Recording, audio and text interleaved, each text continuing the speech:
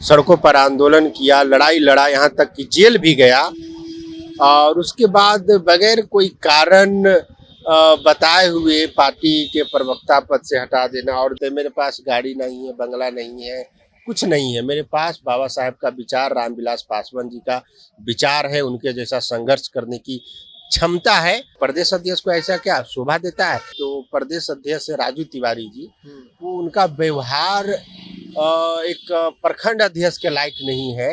रंजीत सिंह है, जो जिन्हें रंजीत डॉन के नाम से जाना जाता है, वो भी उनके व्यवहार से नाराज है। संजय सिंह को संगठन मंत्री से हटा दिया, जेल गया था पूरे बिहार के दलित छात्र और छात्रवृत्ति आंदोलन के लिए।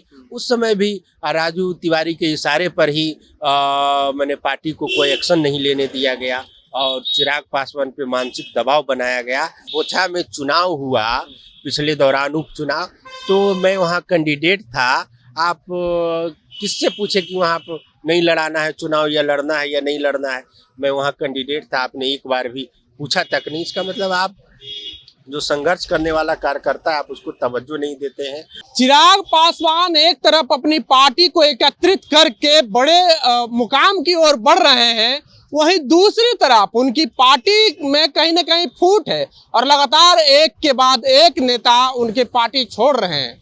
बहरहाल नमस्कार, मेरा नाम पंकज है और आप जनता जंक्शन देख रहे हैं।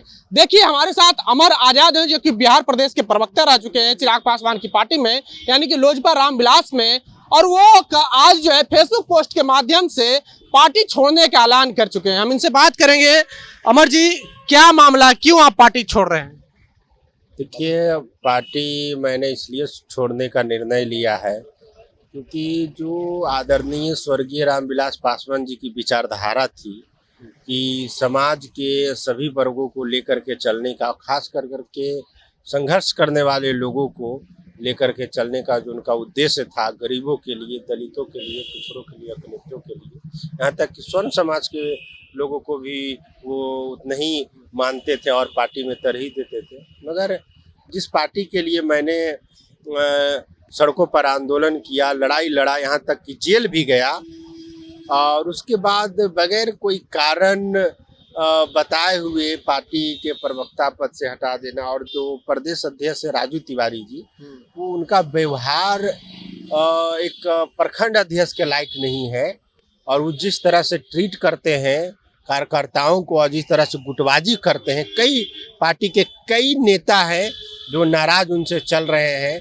जैसे रंजीत सिंह है, जो जिन्हें रंजीत डॉन के नाम से जाना जाता है, वो भी उनके व्यवहार से नाराज है। संजय सिंह को संगठन मंत्री से हटा दिया गया। किस तरह का व्यवहार है उनका? उनका व्यवहार है, वो सिर्फ अपना एजेंडा को लागू करने में जुड़े रहते हैं और संघर्ष करने वाले लोगों को तरहीज नहीं देते हैं और दलित विरोधी वो काम करते हैं। आशीर्वाद यात्रा के दौरान जब मेरे गांव में नालंदा में कार्यक्रम था, तो वो गुटबाजी कर करके मेरे प्रोग्राम को मैंने फ्लॉप करने का प्रयास किया और एक लड़ाई झगड़ा तक स्थिति का पैदा वो करने का। प्रदेश अध्यक्ष को ऐसा क्या शोभा देता है?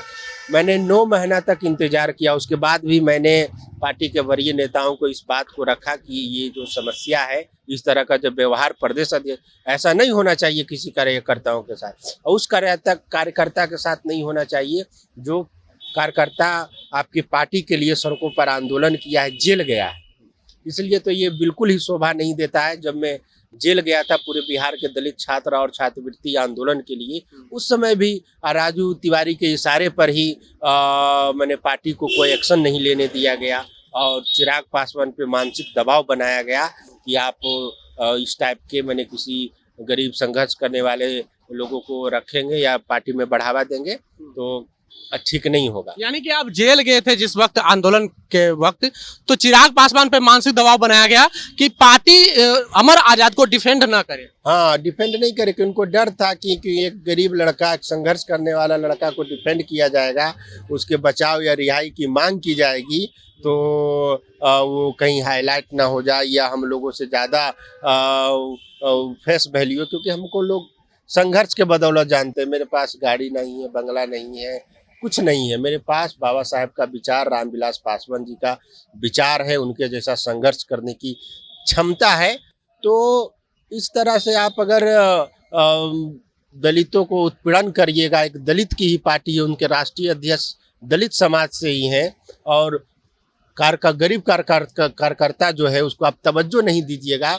आपको गया में एक पासवान जाति का चाइना में मृत्यु हो गया था लड़का को, उसको जो आशीर्वाद यात्रा था तो गया जिला परिषदन से लेकर के बोध गया होटल तक वो चिराग पासवान जी से के मिलने का प्रयास किया, पर इन लोगों ने मिलने के लिए नहीं दिया और उस समय बहुत बड़ा लफड़ा हो जाता। यहाँ तक कि प्रदेश अध्यक्ष को वहाँ के दलित लोग पीट देते। वहाँ पर भी मैंने बीच बचाव किया और ये हर एक जगह इन लोगों का यही व्यवहार है। जो गरीब है, जो छात्र हैं, युवा है, नौजवान है, कहीं से भी मिलने आते हैं तो उनको मिलने नहीं दिया जाता। आपने आरोप लगाया कि प्रदेश अध्यक्ष राजू तिवारी सामंतवादी विचारधारा से, वो सामंती विचारधारा से ढंग से काम करते हैं। आपको क्यों लगता है? क्योंकि लंबे वक्त से चिराग पासवान के साथ रहे हैं, रामविलास पासवान जो कि स्वर्गीय रामविलास पासवान के साथ भी उन्होंने काम किया, विधायक रहे लंबे वक्त से वो पार्टी में, तो आपको कैसे लगा? देखिए, लंबे वक्त से वो पार्टी में जरूर हैं, पर उनका जो व्यवहार है और वो बोलते कुछ हैं, वो दिखाते कुछ है और करते कुछ है। तो आप बताइए ना कि हमें पार्टी के प्रवक्ता पद से क्यों हटाया गया? बोछा में चुनाव हुआ पिछले दौरान, उपचुनाव, तो मैं वहाँ कैंडिडेट था। आप किससे पूछे कि वहाँ पर नहीं लड़ाना है चुनाव, या लड़ना है या नहीं लड़ना है? मैं वहाँ कैंडिडेट था, आपने एक बार भी पूछा तक नहीं। इसका मतलब आप जो संघर्ष करने वाला कार्यकर्ता है आप उसको तवज्जो नहीं देते हैं।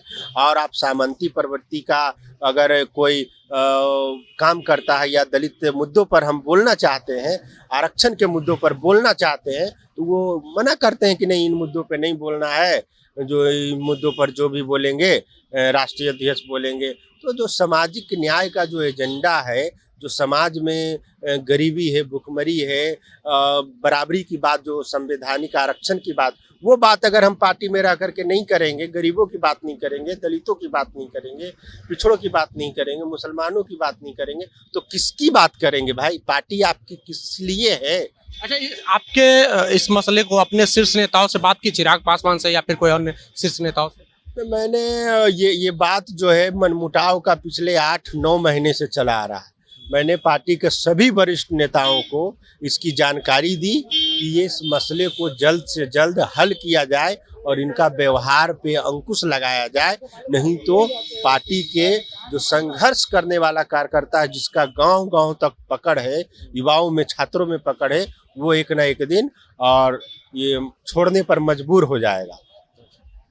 तो देखिए, चिराग पासवान एक तरफ पार्टी को जोड़ने में लगे हैं, वहीं दूसरी तरफ उनकी पार्टी टूटने का नाम ही नहीं ले रही। लगातार जो है उनकी पार्टी में फूट पड़ती जा रही है।